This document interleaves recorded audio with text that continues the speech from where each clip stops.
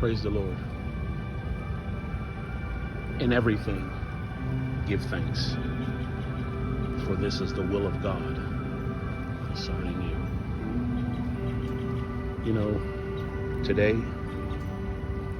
just like so many others, you wake up in the morning, you be thankful, you're thankful that God has blessed you with the ability and the strength to open your eyes.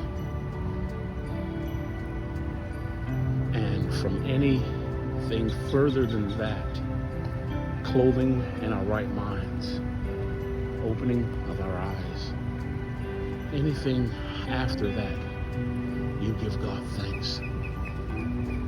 Uses of your extremities, access to do the things you want to do in life.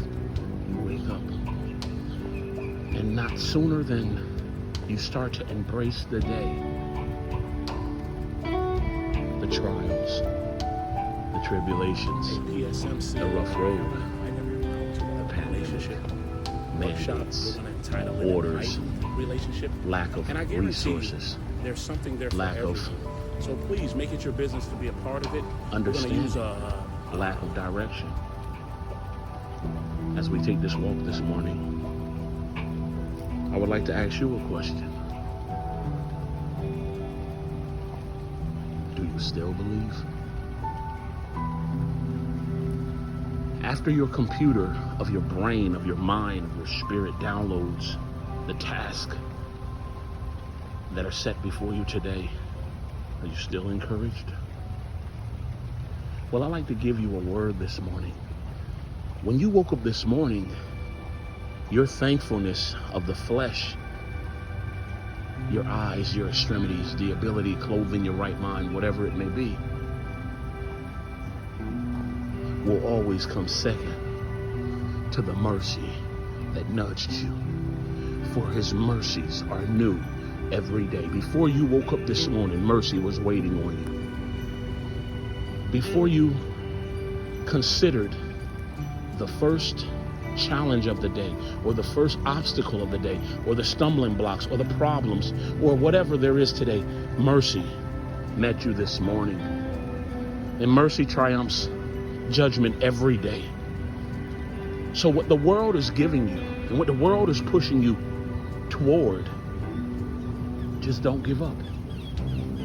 There was a gentleman this week we heard as he spoke in the sermon this week, and he mentioned something that I found very profound,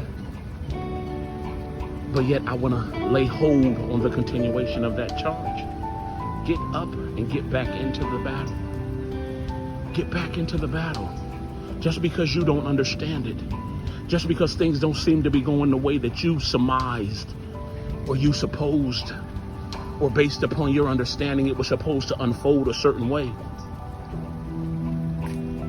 let that be secondary to the mercy that will comfort you today and guide you today.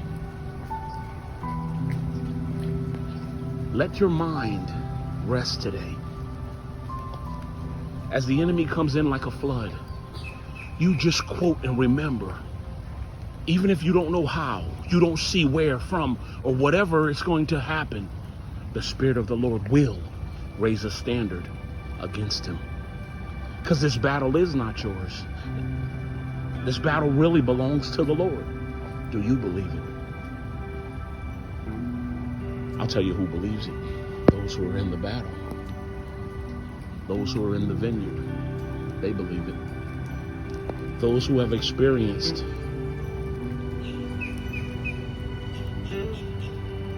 loss. Those who have experienced the implementation of their own will. Those who have experienced some of the same things you're going through. They now will stand with me and say, the battle is not yours.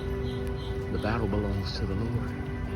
There are too many parts going on in this battle. The war has been raging too long. Today, cast your care on him, for he cares for you. Now it sounds cliche-ish. They've said it so much over the years and they've used it for so many different reasons, but I'm telling you, wherever you find yourself, the strength that you have inside of yourself, the faith, though as small in this world as a grain of a mustard seed, you look within yourself and you find the strength to cast your care on him. We were invited to learn of him. We were invited to take his yoke upon us. And once we learn of him, once we take his yoke upon us, then you will recognize that his yoke is easy and his burden is light. It's not a yoke to be described in fashionable terms or adjectives that we can describe it to explain it, but no, once you take up his yoke and his burden, life will no longer be the life you lead. It will be the life he ordains for the steps of a good man. Now let's correct that word man is for those who want to be offended. Man faced after what God fashioned Adam. Man faced. Some things are impossible for that man-faced individual. Some things are out of your control. That's why the battle is his. That's why the battle is the Lord's. God is the only one that is omnipresent. He can maintain and assess everywhere the battle is going on. He's omnipresent.